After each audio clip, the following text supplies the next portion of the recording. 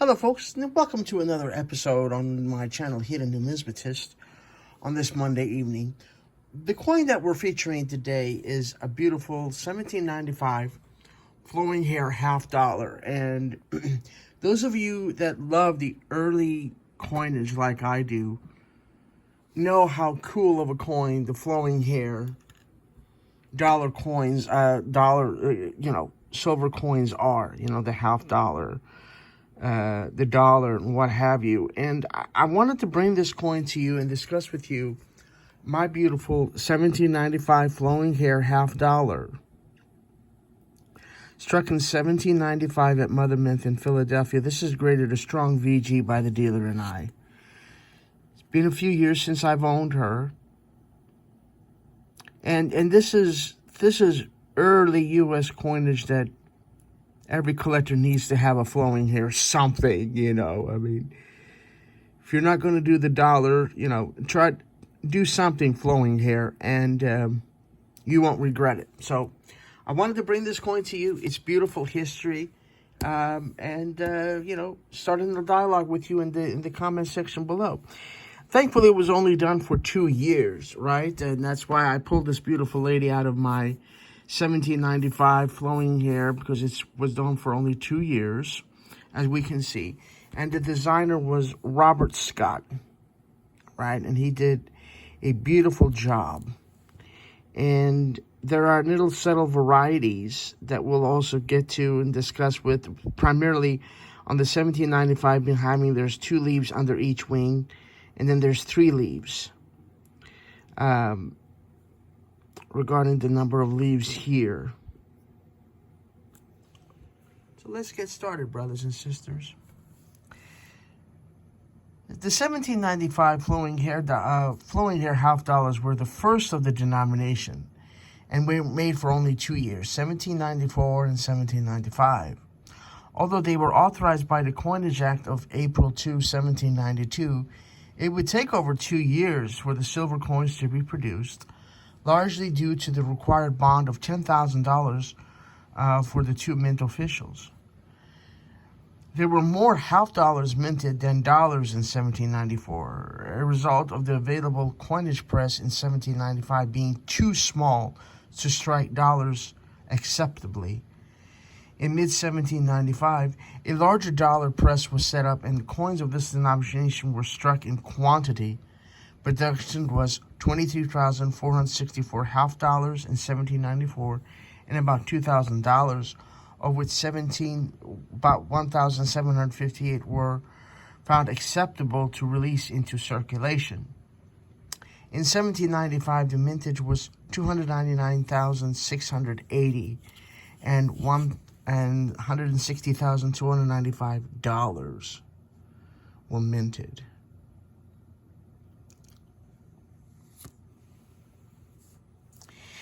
This is the Coinage Act summarizing what is to be, how these $1/2 were to be struck. One side of each of the said coins shall be an impression emblematic of liberty. Beautiful lady representing liberty for our nation, with an inscription of the word liberty and the year of the coinage. And upon the reverse of each of the gold and silvers there shall be the figure or representation of an eagle with the inscription United States of America.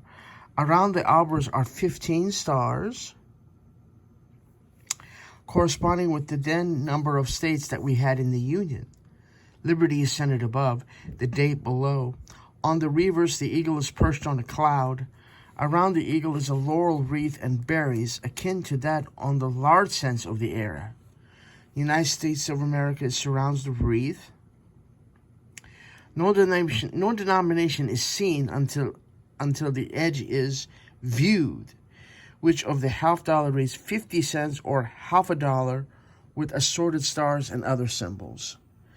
And I love edge lettering, but especially on our early coinage from the United States.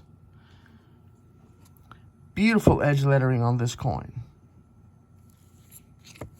Trying to get the orientation. There we go. $1/2, And this is cool, man. I like how back, in early years of our coinage, we were able to do edge lettering. That is just really cool. And I think our brother Robert Scott did a great job. I love these coins. Many early halves and dollars were used in international trade or between banks, and in the time, the half-dollar denomination would become the workhorse of the U.S. economy. Very true. In 1796, the obverse design would be changed to the Draped Bust motif, while the reverse would be modified only slightly. In 1801, the reverse would be dramatically changed.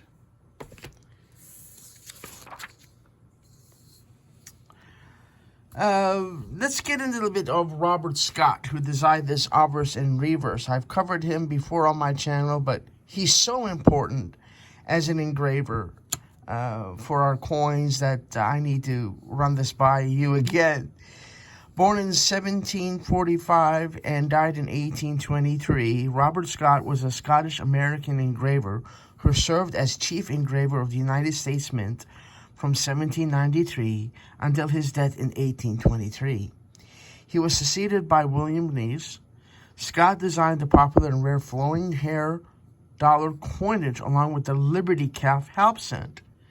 And half cents are also another denomination that yours truly really loves, and we can discuss some of his coinages as well from the Liberty Cap designed by Robert Scott.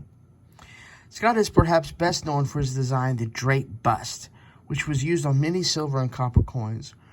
Robert Scott was the most prolific engineer of early American patriotic iconography, with symbols and images depicting rebellion, unity, victory, and liberty throughout his career in America.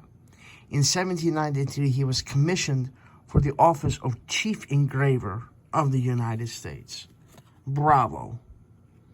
Very well deserved, Mr. Scott. The reverse is especially sentimental to me. Very simple yet beautiful, And as I stated, it's a strong VG. Mintage being 299,000 plus and 89% silver. His flowing hair half dollar was the first dollar coin released by the U.S. Mint in 1794. The obverse has the first ever representation of liberty, right facing with the flowing hair and 15 stars representing the states that we had in the Union at that time. The reverse has a small eagle surrounded by a wreath. The obverse, obviously, is liberty, facing right. This is the small head variety. There are 8 stars on the left and 7 stars on the right, for a total of 15. And the lettering is liberty with the year. And in this case, would be 1795.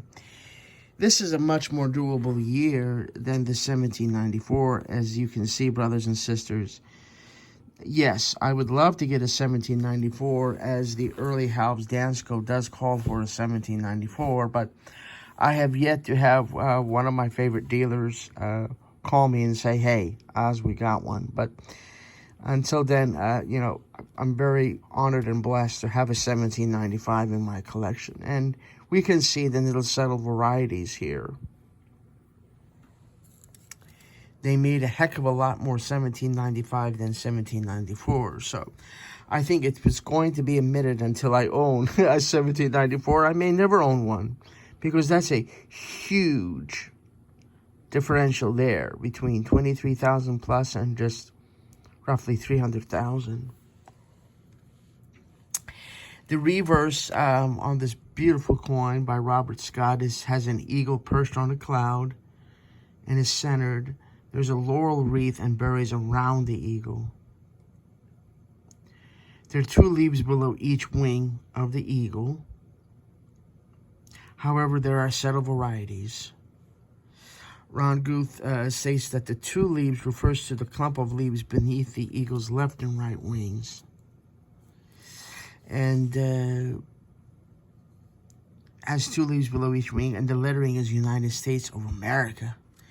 The edge, as I've discussed with you beautiful people, is 50 cents or half a dollar, and there are assorted stars and other symbols between the lettering. There you go. You can see some stars there.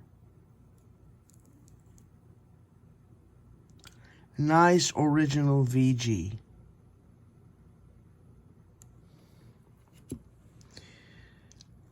As I stated, Ron Guth, professional numismatist Ron Guth, states that the two leaves refers to the clump of leaves beneath the eagle's left and right wings.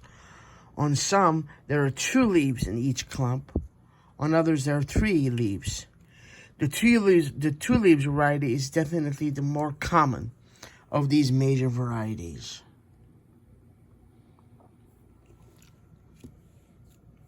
And my specific one is Overton 128, Rarity 5, according to my Overton book on halves, on early halves.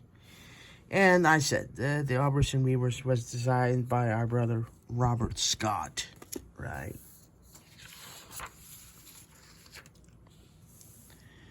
Though the first delivery of half dollars during 1795 were from dies dated 1794, the remaining deliveries dated with the current year were generous enough to make this a collectible type coin. Most of the 1795 half dollars were coined from dies having a master bust with just a single line to mark the truncation of Liberty's portrait.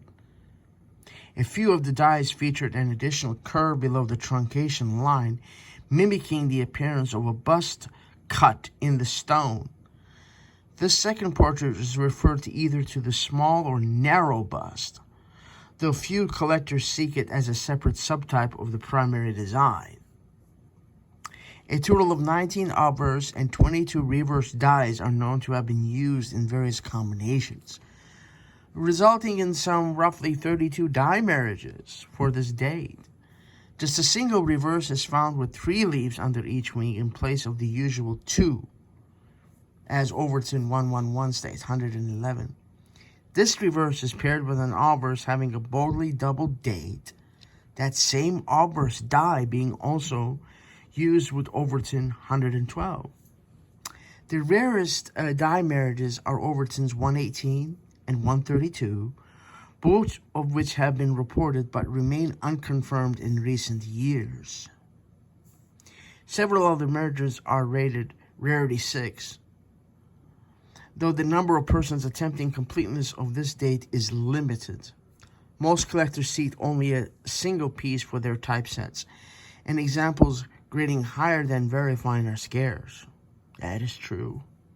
Most 1795 halves will fail to achieve numeric grades due to improper cleaning, damage, or holing, suspicion, and in some cases repairing of the holes, like holed and plugged, as they say. Another impairment, though one does not preclude numeric grading, is the presence of adjustment lines. Planchets found to be over the legal weight tolerance were filed across their faces until meeting the proper weight, and these deep lines frequently remained after the coins were struck. So this is very important, subtle information about the Overtons, the marriages that can happen on our early coinage, and my Overton book explains these as well, very well, which I recommend any of you to get the Overton book if you're attempting to do a set of these halves, which I recommend all of you to do, because these are so important and so historical to our nation's coinage that you got to do this, man. You got to get these, if you can and you have the will and the might, do it. You won't regret it. What I paid for this, it has been maybe 5 years or so that I've had for this, and I test the market every once in a while and take it to a major show and show it to 2-3 dealers independent of each other, and I could easily make a good return on investment if I wanted to sell this beautiful lady.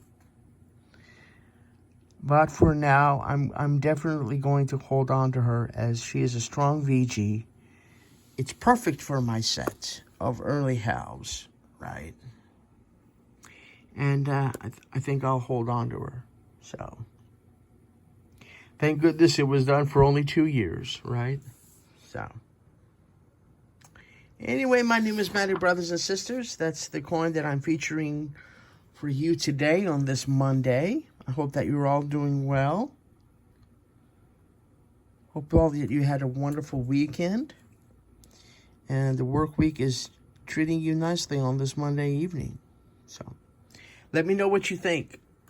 Leave your thoughts in the comment section below. Start a dialogue with me. Love talking with all of you. In the meantime, be kind to each other. Take care of each other. And most importantly, may God bless you all. Bye-bye.